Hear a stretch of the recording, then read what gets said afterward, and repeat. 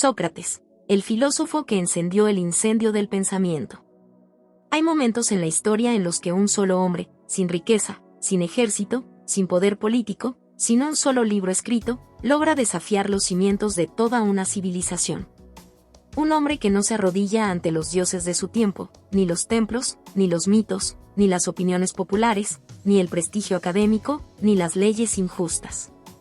Un hombre que no gritó, pero cuya voz todavía arde en la conciencia humana como una llama que nunca se apaga. Ese hombre fue Sócrates. No tenía templos, pero tenía preguntas. No escribió tratados, pero dejó cicatrices en el pensamiento de los siglos. No fundó escuelas, pero formó almas. Mientras otros buscaban gloria en la guerra, él caminaba descalzo por las calles de Atenas, con una túnica sucia y el rostro de un loco, sembrando dudas en los corazones más arrogantes. Desarmando a los sabios con una sola mirada inquisitiva y una pregunta cortante. No era un orador, era un espejo. Y al mirarse en él, la ciudad descubrió que estaba desnuda. Sócrates fue un escándalo filosófico viviente. Una herejía encarnada contra la ignorancia disfrazada de certeza. Una amenaza silenciosa para todo aquel que fingía saber lo que no sabía. Él no quería seguidores. No ofrecía dogmas. Su única herramienta era la pregunta que desarma. Preguntaba como quien golpea, como quien desentierra, como quien rompe la máscara que alguien ha usado toda la vida. En una cultura adicta a las apariencias, su misión era peligrosa. Quería encender una revolución, no en las calles, sino en el interior de cada ser humano. Sócrates no vivió para complacer. Vivió para confrontar. Y cuando el sistema se sintió amenazado, no dudó en silenciarlo. Lo acusaron de corromper a los jóvenes y de no creer en los dioses. Lo juzgaron en nombre del orden, pero lo ejecutaron por miedo. Y él aceptó la muerte con una paz que desarmó a sus verdugos. Bebió la cicuta no como un derrotado, sino como un mártir de la verdad. Como quien sabe que su cuerpo puede morir, pero su fuego no puede ser contenido. Este libro no es una biografía. Es una travesía. Una caída libre al abismo de un pensamiento que no buscaba fama ni seguidores, sino algo mucho más incómodo, la verdad. Este libro es un juicio. No a Sócrates, sino a nosotros mismos. A nuestra comodidad. A nuestras certezas. A nuestra cobardía de no preguntarnos nada. Porque, si hoy apareciera un nuevo Sócrates, no lo seguiríamos, lo cancelaríamos. Hoy, más que nunca, el espíritu de Sócrates es un acto de resistencia. En un mundo saturado de opiniones, donde todos hablan, pero pocos piensan, donde todos juzgan, pero nadie se examina, su mensaje vuelve como un rayo que parte el cielo de la ignorancia en dos. Una vida sin examen no merece ser vivida. ¿Estás dispuesto a mirar dentro de ti sin mentirte? ¿Estás preparado para destruir tus creencias más cómodas en nombre de algo más alto que tú? ¿Tienes el valor de dejar de repetir y empezar a preguntar? Si no, cierra este libro. Pero si sí, prepárate. No hay vuelta atrás. Este viaje no será cómodo. Este viaje te va a doler. Este viaje es hacia ti mismo. Y Sócrates será tu guía, tu espejo, tu tormenta. Bienvenido a la hoguera del pensamiento. Aquí, solo sobrevive quien tiene el alma dispuesta a arder. El rostro del hombre invisible. ¿Quién fue Sócrates, si nunca escribió una sola palabra? En una época en la que el mundo comienza a glorificar la imagen, la celebridad, el prestigio del nombre impreso y la voz amplificada, resulta casi imposible concebir que uno de los hombres más decisivos en la historia del pensamiento humano no haya dejado ni una sola línea escrita. Ni un libro. Ni una carta. Ni un fragmento. Nada. Solo su sombra proyectada por otros. Solo su eco recogido por discípulos que, aun con toda su admiración, jamás pudieron capturar por completo el incendio que ardía en su interior. Sócrates fue un abismo sin fondo en una ciudad que creía flotar en el pináculo de la civilización. No tenía riquezas. No tenía poder político. No tenía belleza. Su rostro era grotesco, con una nariz chata y ojos saltones que muchos comparaban con los de un sileno, esas figuras mitológicas medio humanas, medio demoníacas. Pero en su interior latía algo completamente distinto, una claridad aterradora, una honestidad radical, una conciencia tan despierta que hería a quien la miraba directamente. En el escenario de la Atenas del siglo V a.C., donde los sofistas cobraban por enseñar retórica a quienes buscaban el poder, donde la democracia estaba ya corrompida por la apariencia y el populismo, Sócrates era una anomalía. No vendía conocimiento, lo destrozaba. No instruía, desnudaba. No adoctrinaba, despertaba. Mientras los demás ofrecían certezas, él lanzaba preguntas que abrían grietas en el alma. No daba respuestas fáciles. Solo incómodas verdades. Y aquí radica la primera gran paradoja de su existencia. Un hombre que no dejó nada escrito y sin embargo trastornó para siempre la historia del pensamiento humano. ¿Cómo es posible? ¿Cómo puede la voz de un individuo sobrevivir sin tinta ni papel, sin templos ni monumentos, sin apóstoles ni propaganda? ¿Qué tipo de fuego interno puede arder tanto que, aún después de la muerte, siga incendiando generaciones? La respuesta no está en lo que Sócrates dijo. Está en cómo vivió. Y más aún, en cómo hizo pensar. No era un filósofo de escritorio. Era un guerrero del pensamiento. Su campo de batalla eran las plazas públicas, los gimnasios, los mercados, las esquinas donde los ciudadanos creían tener control de sus ideas. Allí aparecía Sócrates, como una presencia desarmante, como un espectro molesto, como un recordatorio viviente de que vivir sin examinarse es una forma lenta de suicidio. Preguntaba. Observaba. Callaba. Esperaba. Atacaba con una nueva pregunta. No desde la arrogancia, sino desde una humildad tan honesta que derrumbaba los castillos mentales del otro. Solo sé que no sé nada. No es una frase de falsa modestia. Es una bomba existencial. Un rechazo absoluto a la ilusión de control. Es la declaración de guerra contra el ego intelectual, contra la mentira socialmente aceptada, contra la comodidad del pensamiento heredado. Y es también una puerta, porque quien admite no saber, está finalmente libre para buscar. Para ver. Para transformarse. Pero, ¿quién era este hombre más allá de sus preguntas? Sócrates era un ciudadano fuera de lugar en su tiempo y espacio. Vivía con austeridad extrema. No cobraba por enseñar. Rechazaba los lujos, el estatus, los premios. Caminaba descalzo, aguantaba el frío con la misma ecuanimidad con la que soportaba el desprecio público. Y, sin embargo, era intensamente presente. Intensamente vivo. No era un asceta alejado del mundo, sino alguien profundamente involucrado con él. Lo que rechazaba no era la vida, sino la farsa con la que la mayoría la recubre. Era pobre en posesiones, pero invencible en espíritu. No necesitaba templos porque su cuerpo era su templo. No necesitaba seguidores porque no buscaba adoración, sino despertar. No necesitaba libros porque su existencia era su argumento. Y eso lo volvía más peligroso que cualquier revolucionario armado. Porque, a diferencia de la violencia física, su violencia era moral. Era filosófica. Iba al núcleo. Al alma. Atenas lo odiaba y lo amaba a partes iguales. Era, para muchos, un insecto que zumbaba en los oídos del poder. Una mosca molesta. Una grieta en la fachada del orgullo colectivo. Pero para otros, era un revelador. Una chispa. Una posibilidad de renacer desde el pensamiento. De ser algo más que engranajes en la maquinaria de la costumbre. Y sin embargo, la ciudad que se enorgullecía de su democracia, fue la misma que lo condenó. ¿Por qué? Porque Sócrates era libre. Y la libertad radical es insoportable para una sociedad que se sostiene sobre apariencias, sobre mitos, sobre miedo. ¿Puede un solo ser humano cambiar el destino de la conciencia colectiva sin tener nada, excepto la verdad como espada? Sí. Pero hay un precio. Sócrates lo pagó con su vida. Fue traicionado por el mismo pueblo al que intentó despertar. Lo juzgaron, lo humillaron, lo envenenaron. Pero no pudieron matarlo. Porque no matas a un hombre así. Lo haces eterno. Cada vez que alguien cuestiona lo que ha creído toda la vida.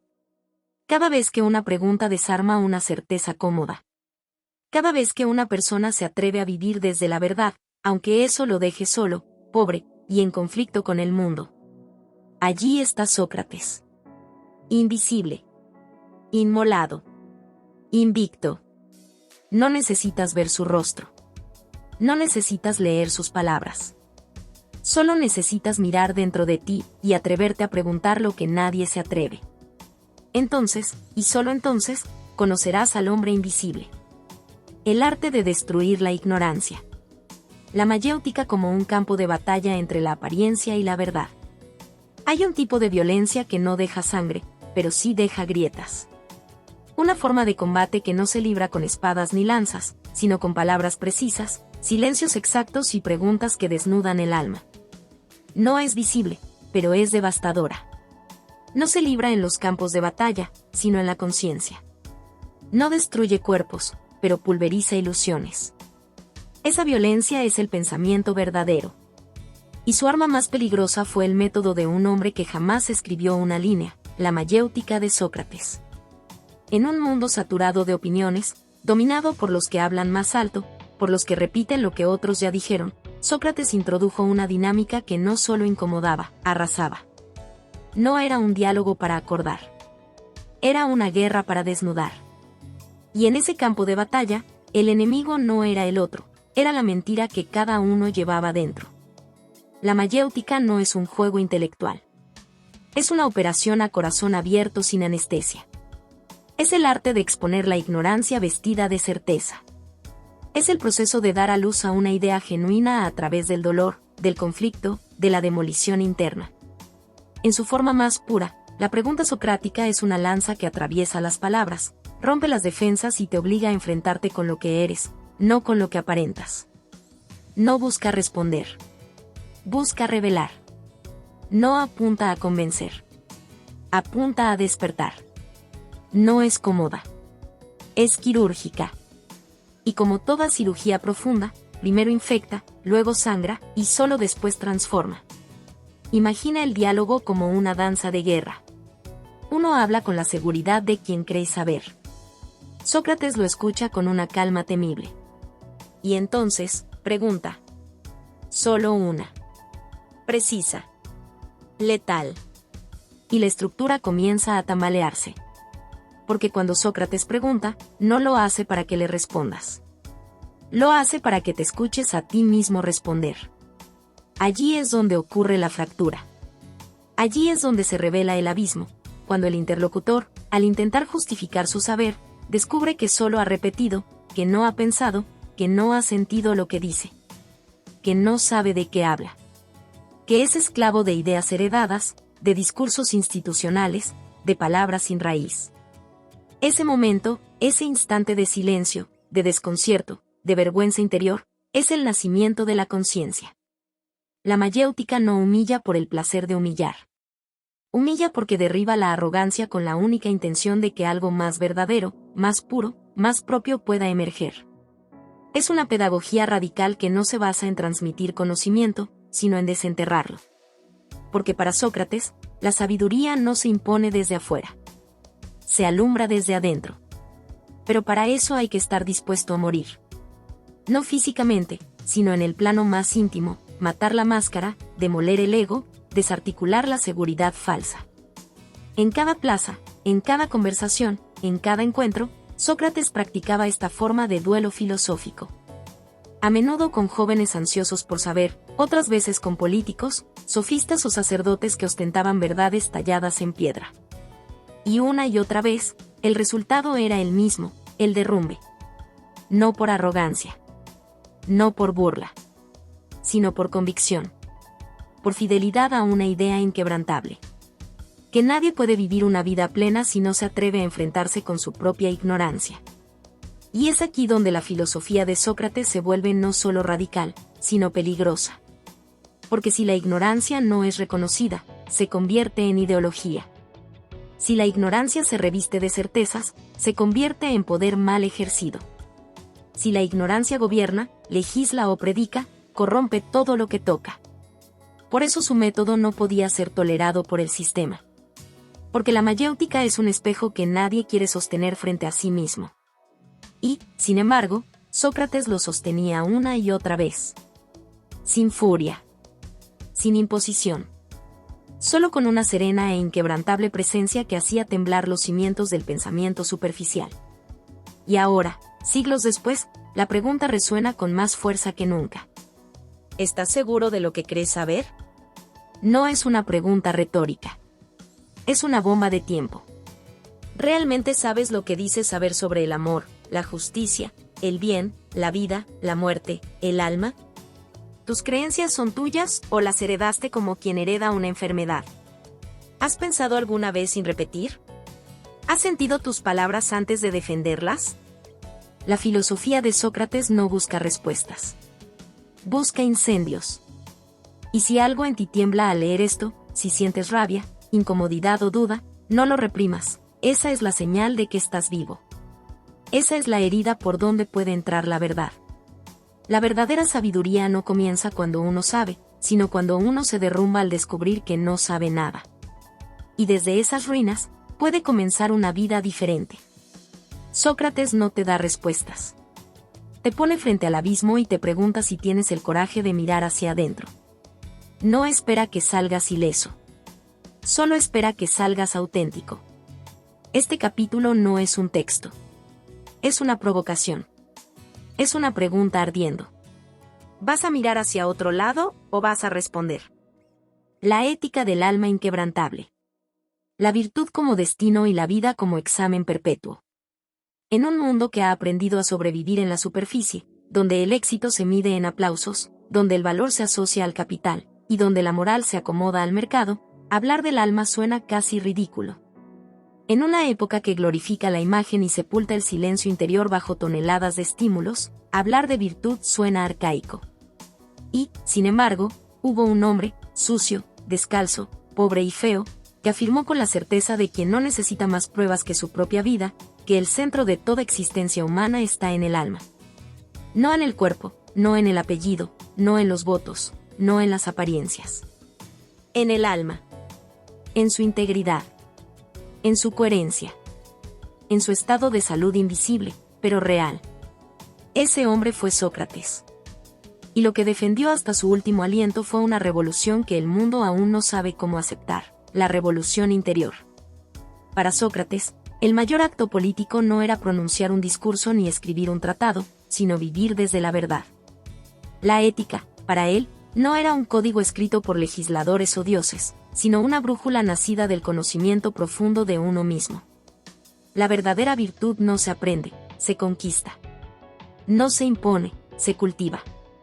No se recita, se encarna. Y por eso su ética no era una moral de apariencia.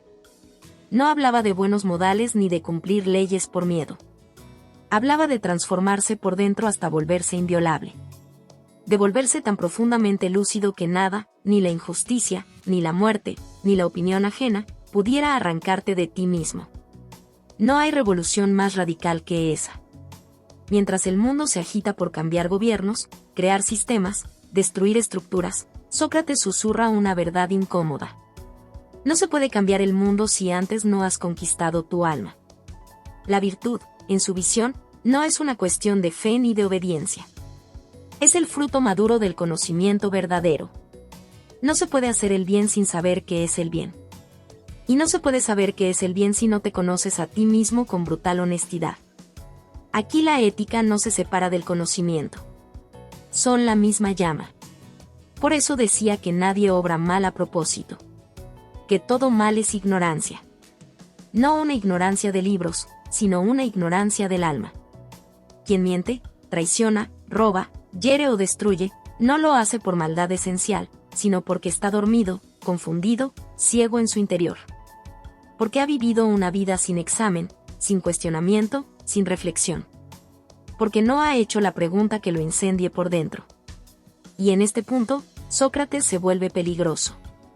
Porque si la virtud depende del conocimiento, entonces la responsabilidad moral es total. Ya no puedes culpar al sistema, a la sociedad, a la cultura, a tus padres, a tus traumas, a tu clase social. Tienes que asumir el deber sagrado de despertar.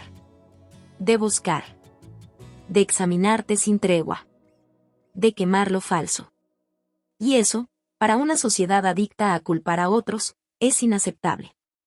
Sócrates exige lo insoportable, que te hagas dueño de tu alma, que la examines, que la limpies, que la fortalezcas, que dejes de vivir como un eco, que elijas, no desde el deseo, sino desde la verdad. Y eso duele. Duele porque implica renunciar a todo lo que has construido sobre arenas movedizas. Duele porque te deja sin excusas. Pero también te libera. Porque una vez que miras dentro y descubres quién eres sin máscaras, sin miedo, sin mentiras, nadie más puede poseerte. Ningún sistema puede dominarte. Ninguna opinión puede destruirte. Allí nace el alma inquebrantable. Allí el hombre o la mujer deja de vivir como un autómata social y se vuelve presencia viviente, testimonio de lo verdadero. Sócrates no quería formar ciudadanos obedientes. Quería formar almas capaces de vivir con dignidad en medio del caos. No moralistas. No religiosos. No patriotas ciegos. Sino seres humanos que no traicionan su conciencia ni ante la muerte. Y lo demostró con su vida. Cuando tuvo la oportunidad de escapar, de salvarse, de fingir, de retractarse, de traicionar su propia voz, eligió morir. Y lo hizo sin odio, sin resentimiento, sin victimismo. Lo hizo con la paz de quien sabe que su alma está intacta. Y eso fue su victoria. ¿Quién puede tocar a alguien así? ¿Quién puede poseerlo, chantajearlo, someterlo? Nadie. Porque ha conquistado el único reino que no puede ser invadido, su propio ser. Este capítulo no es una lección de ética. Es un espejo que arde. Es un grito que desgarra. ¿Vives desde tu alma o desde el ruido? ¿Desde tu centro o desde la mirada ajena? ¿Desde la verdad o desde el miedo? ¿Eres libre o eres obediente? Sócrates no vino a darnos respuestas. Vino a prendernos fuego. A romper la máscara. A decirnos, sin gritar, con la fuerza de un terremoto invisible: despierta. Examina.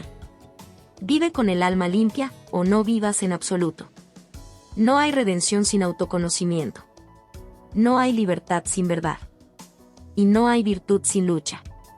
La ética del alma inquebrantable no es una teoría. Es una forma de existir. O de morir con honor cuando vivir sin ella se vuelve traición. Contra el mundo, el filósofo y la polis. Cuando pensar te convierte en enemigo del Estado. Hay algo profundamente inquietante en el momento en que una sociedad condena a quien le recuerda su miseria.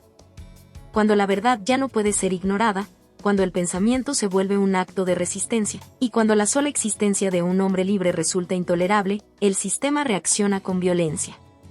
No porque ese hombre sea peligroso con espadas o revueltas, sino porque revela con su sola presencia la podredumbre que todos se esfuerzan por ocultar.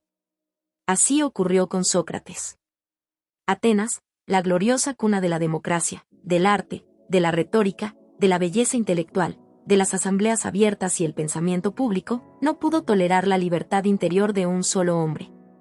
La ciudad que se vanagloriaba de ser la más avanzada de su tiempo, traicionó su propia imagen en un acto de cobardía moral. Porque Sócrates no era enemigo del Estado. Era enemigo de la hipocresía. Y eso, en cualquier sistema, democrático o tiránico, es imperdonable. El conflicto entre el filósofo y la polis no fue accidental. Fue inevitable. Sócrates no buscaba la confrontación, pero la verdad, cuando se vive sin máscaras, provoca conflicto allí donde el mundo se edifica sobre simulacros. Su forma de vida era una amenaza silenciosa. No porque predicara la violencia, sino porque mostraba la mentira. Y en una sociedad donde todos han acordado mirar hacia otro lado, el que mira de frente se convierte en hereje. Sócrates frente al pueblo. Frente al poder. Frente a la ciudad que lo vio crecer. No hay escena más simbólica ni más brutal en la historia de la filosofía que su juicio. Acusado de corromper a los jóvenes. Acusado de impiedad. Acusado, en verdad, de ser libre. El juicio no fue un proceso legal. Fue un ritual de expiación. La ciudad necesitaba sacrificar al portador de la conciencia. Necesitaba silenciar al que ya había desnudado a los sofistas, a los jueces, a los políticos, a los educadores, a los guerreros. A todos. Y sin embargo, Sócrates no se defendió con súplicas. No se rebajó a la lógica del miedo. No pidió perdón. No prometió cambiar. No traicionó su alma. Con la misma serenidad con la que caminaba por las plazas de Atenas, se enfrentó a su destino. No como víctima, sino como espejo. Un espejo moral tan limpio que la ciudad no pudo sostener su propia imagen reflejada. El juicio fue una revelación. No de la culpa de Sócrates, sino de la culpabilidad colectiva. La democracia, tan orgullosa de su libertad de palabra, asesinó a uno de los pocos hombres que realmente sabía hablar con el alma. El pueblo, tan aficionado al espectáculo, necesitaba ver sangre. Y el sistema, tan dependiente de su propia ficción, no podía permitir que alguien desenmascarara el juego. Sócrates aceptó la condena como un acto de coherencia. No por resignación, sino por fidelidad a su verdad más profunda. Que vivir contra uno mismo es peor que morir. ¿Y qué reveló ese gesto al mundo? Que la libertad auténtica no se mendiga, se encarna. Que la verdad no siempre salva la vida, pero sí salva el alma. Que la filosofía, si es real, te pone en conflicto con el mundo. No porque seas conflictivo, sino porque la verdad no cabe en estructuras podridas. Sócrates no fue mártir. No fue víctima. Fue espejo. Y Atenas, al condenarlo, no lo mató, se retrató. Retrató su miedo, su doble moral, su incapacidad de vivir a la altura de los ideales que proclamaba. ¿Qué sociedad puede tolerar a un hombre que no teme a la verdad? Ninguna que esté construida sobre mentiras. Ninguna que haya hecho de la comodidad su religión. Ninguna que prefiera la apariencia al examen. Ninguna que quiera mantener la ilusión de justicia sin tener que mirarse a los ojos. Este capítulo no es solo la crónica de un juicio. Es un espejo que también nos interpela a nosotros. ¿De qué estamos hechos? ¿A quién callamos por comodidad? ¿A quién sacrificamos en nombre del orden, del buen vivir, del statu quo? Tal vez no enfrentamos a un Sócrates hoy. Tal vez nosotros somos Sócrates, cada vez que sentimos el impulso de decir la verdad y no lo hacemos. Cada vez que preferimos encajar, callar, obedecer, repetir lo correcto, en lugar de vivir desde la conciencia. Y también somos Atenas, cada vez que juzgamos a quien no se somete. Cada vez que atacamos a quien piensa diferente. Cada vez que aplaudimos al sistema mientras condenamos en silencio a quien se atreve a vivir con el alma expuesta. El conflicto entre Sócrates y la polis no es historia antigua. Es presente vivo. Es una tensión eterna, la del individuo lúcido contra la masa dormida. Y ese conflicto no ha terminado. Está en tu casa. En tu trabajo. En tu cuerpo. En tus decisiones. Y sobre todo, en tu silencio. ¿Te atreverás a vivir desde la verdad aunque el mundo te condene? ¿O preferirás ser parte del tribunal que aplaude la muerte de la conciencia? Sócrates eligió morir antes que traicionarse. ¿Tú, qué eliges? La muerte del cuerpo, la victoria del espíritu. La cicuta no envenenó a Sócrates, lo hizo inmortal. No fue un asesinato. No fue una tragedia. No fue siquiera una injusticia en los términos que el mundo suele reconocer. Fue una elección. Una declaración. Un acto definitivo de coherencia radical.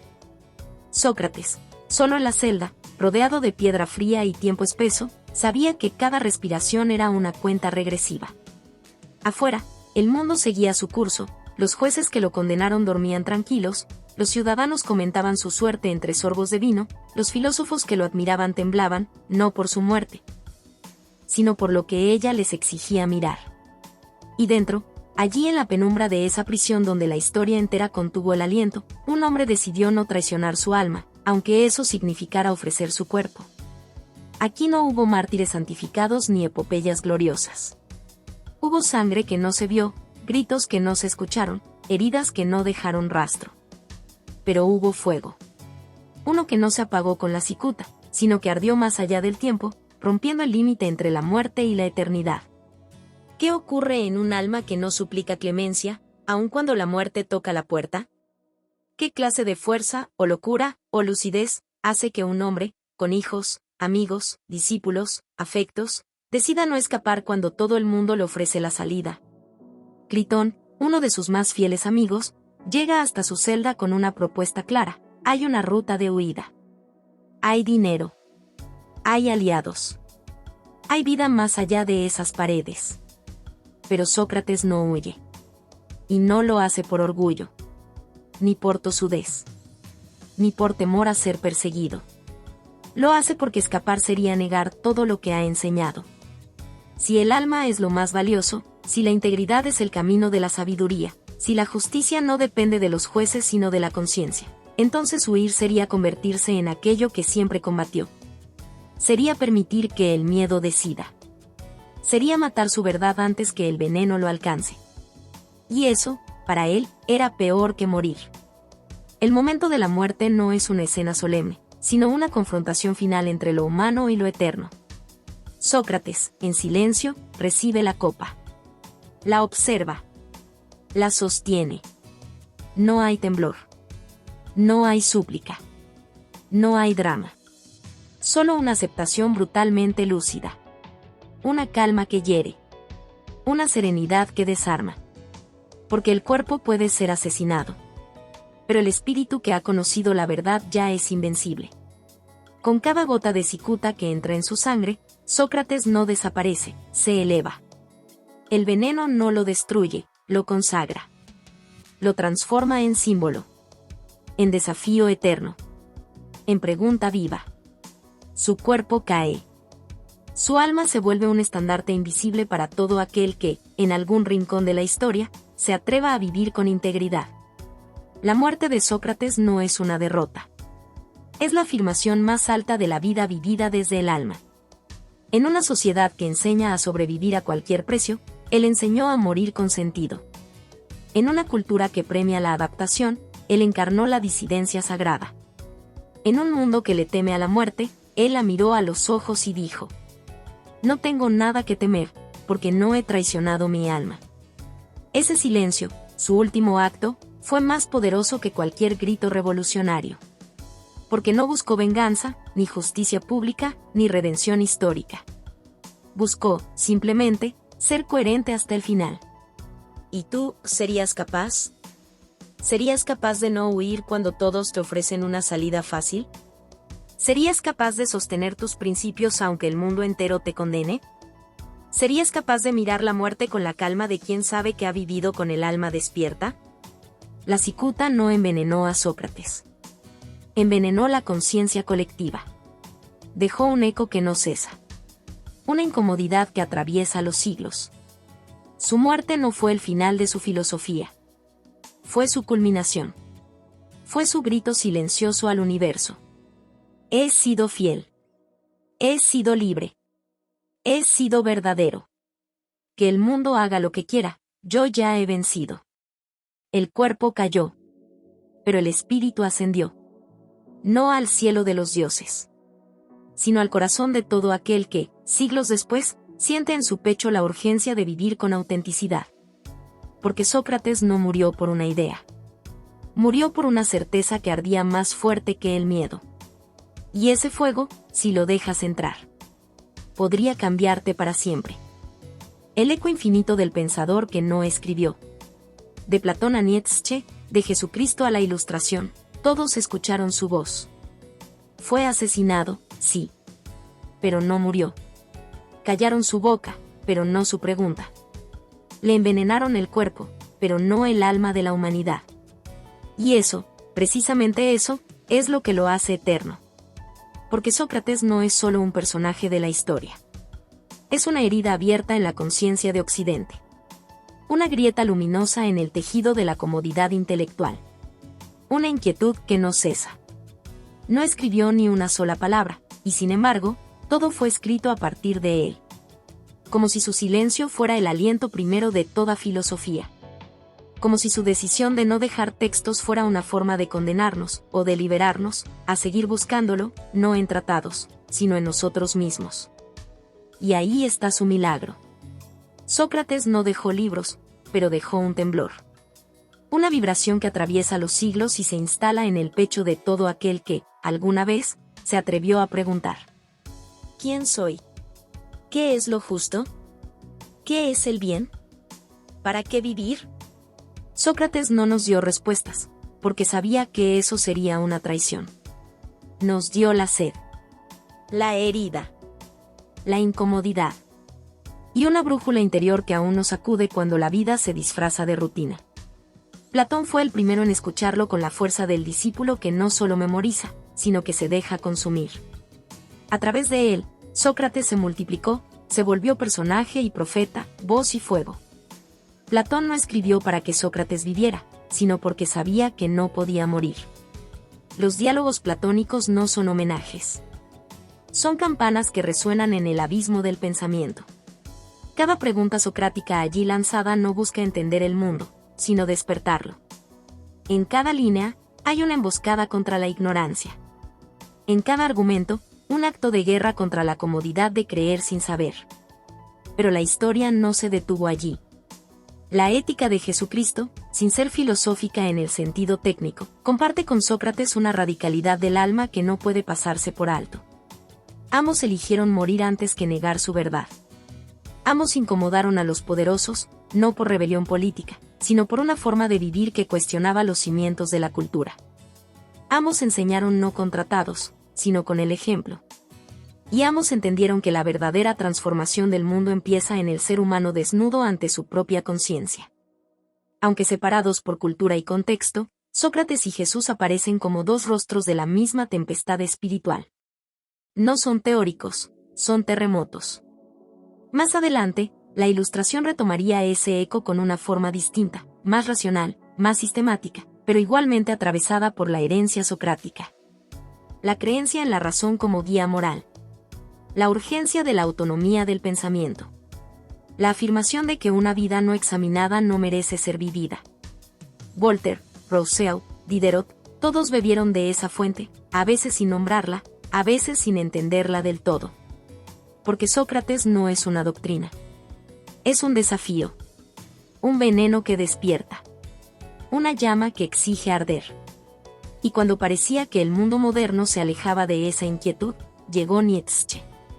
No para reverenciar a Sócrates, sino para combatirlo. Pero incluso en su combate más feroz, Nietzsche no pudo ignorarlo. Lo llamó decadente, lo culpó de haber priorizado la razón sobre la vida instintiva, lo acusó de haber debilitado al ser humano con su moral racional. Y sin embargo, lo necesitó. Lo pensó. Lo discutió. Lo transformó en su enemigo íntimo. Y esa es la prueba de su vigencia. Sócrates no necesita que estés de acuerdo con él. Solo necesita que no puedas ignorarlo. Incluso los que lo odian, lo llevan dentro. Y entonces estamos aquí. Siglo XXI. Un mundo saturado de información, redes, distracciones, cinismo. Un mundo donde parece que nadie recuerda, donde todo se vuelve contenido, meme, ruido. Y sin embargo, Sócrates sigue. Está en cada adolescente que se pregunta por el sentido. En cada adulto que, en mitad de su crisis, siente que no puede seguir viviendo dormido. En cada conversación profunda entre amigos. En cada lectura que remueve el alma. En cada renuncia hecha por fidelidad a uno mismo. En cada no que nace de la conciencia y no del miedo. Porque Sócrates no murió. Fue semilla. Y su voz no es un eco lejano. Es un murmullo que vive en el centro de cada acto auténtico. El poder de Sócrates no está en lo que dijo. Está en lo que provocó.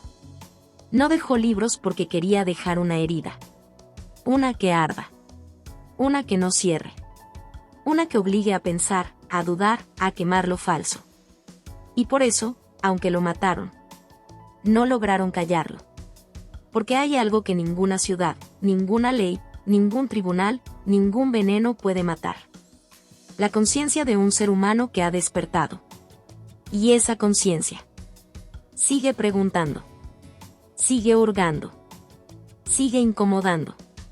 Y si tú estás leyendo esto, si algo dentro de ti se mueve, se resiste, se revela, entonces Sócrates, ese hombre invisible que nunca escribió, ha vuelto a hablar.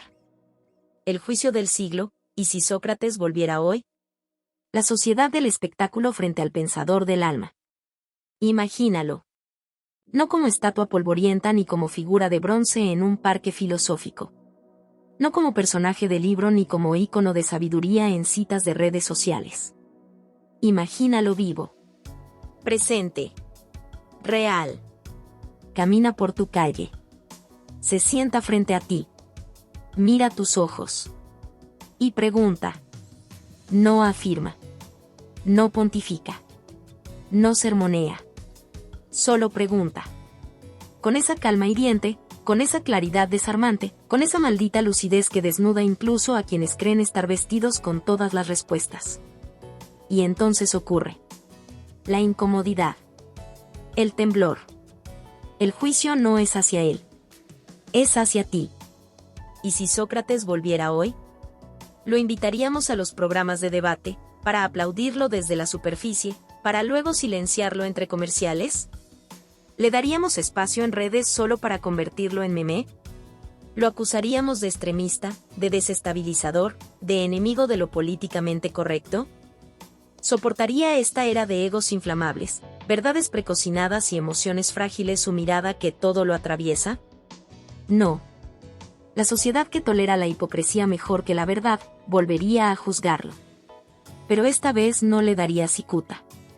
Le daría cancelación. Ridículo público. Etiqueta de tóxico. Diagnóstico clínico. Y al final, indiferencia. La sociedad del espectáculo no necesita matarte físicamente. Solo necesita convertirte en contenido. Y en esa conversión, aniquila tu poder. ¿De qué serviría Sócrates en TikTok, cuando todo debe resumirse en 30 segundos?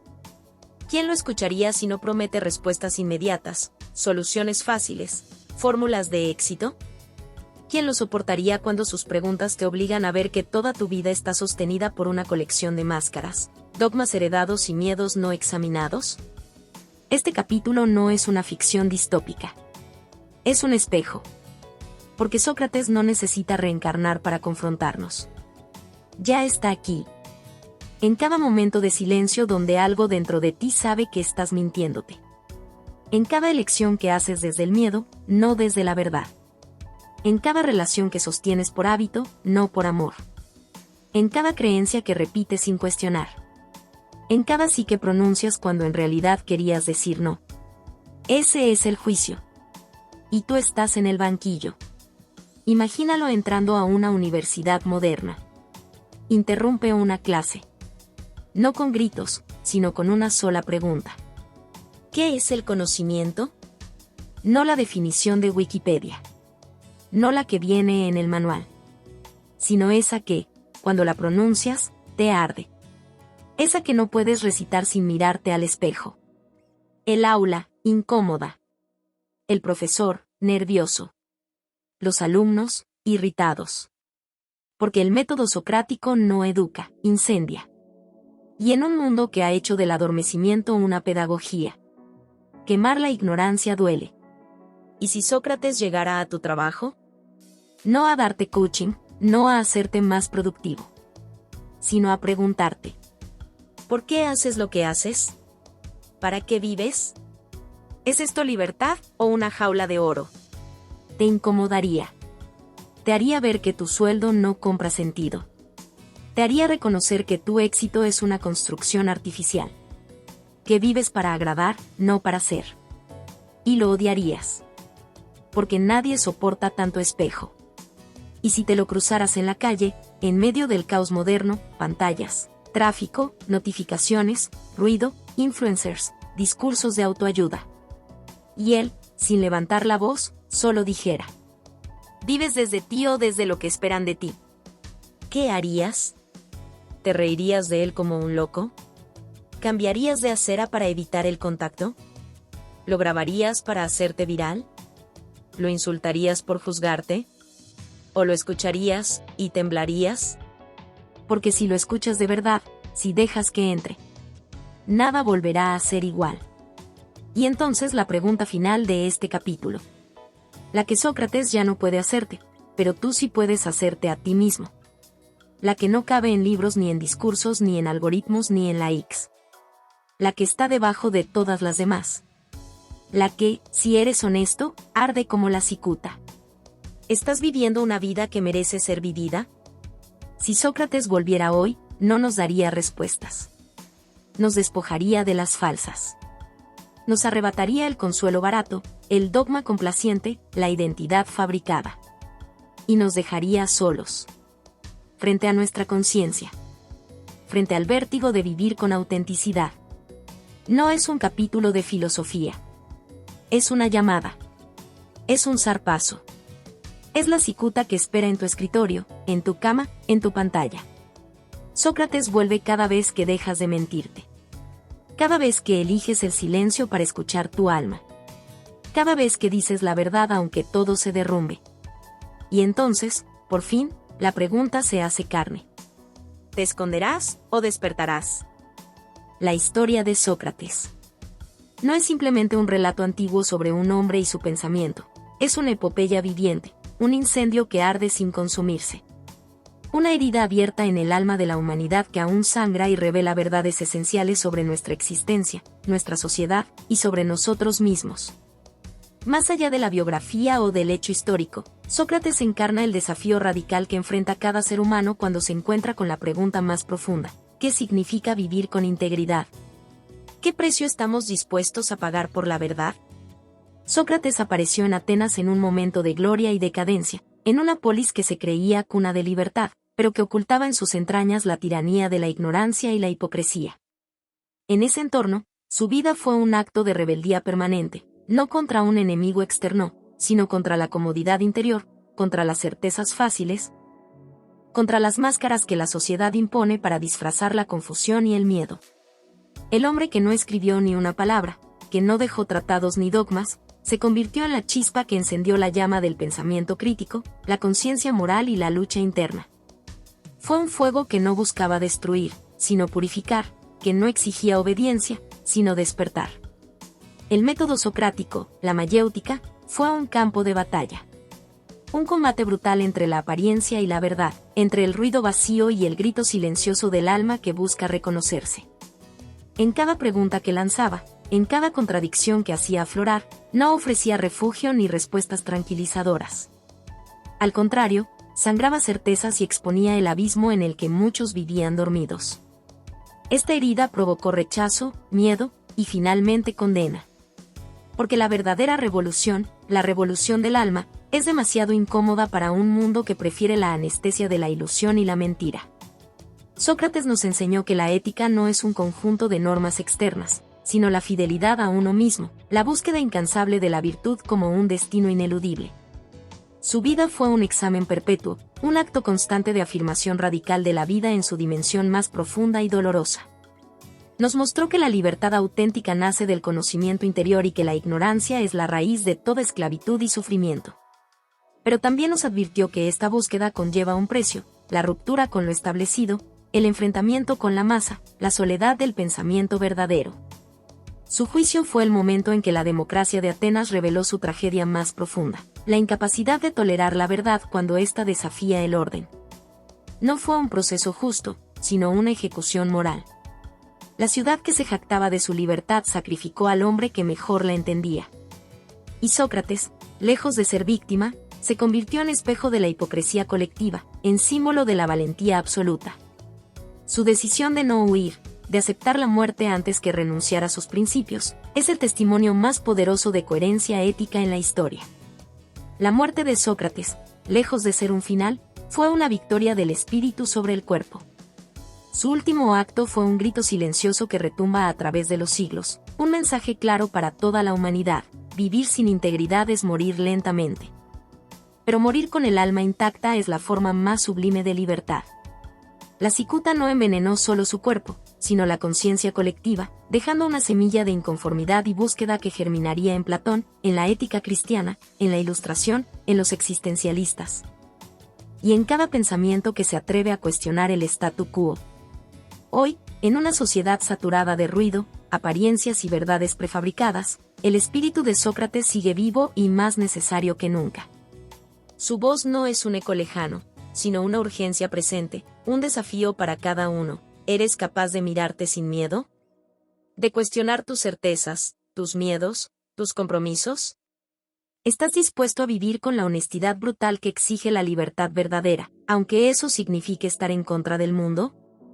La historia de Sócrates nos invita a asumir el juicio más profundo, el que no viene de tribunales ni multitudes, sino de nuestro propio ser. Nos confronta con la pregunta radical de si elegiremos escondernos en la comodidad del silencio o despertar a la vida auténtica. Nos muestra que la verdadera revolución comienza en el interior, que la transformación real es la que se realiza en el alma, y que solo desde esa transformación podemos enfrentar y cambiar la realidad externa. Así, Sócrates no es solo un hombre del pasado, sino un fuego eterno en el corazón humano, un faro para quienes se atreven a vivir sin máscaras, a pensar sin miedo, a ser libres en la profundidad de su ser. Su historia es un llamado a la acción interna, un recordatorio de que la filosofía no es un lujo intelectual, sino una lucha vital por la dignidad, la verdad y la libertad. En cada paso hacia la conciencia, en cada acto de coraje para enfrentar la propia ignorancia, el legado de Sócrates se renueva, arde y nos transforma.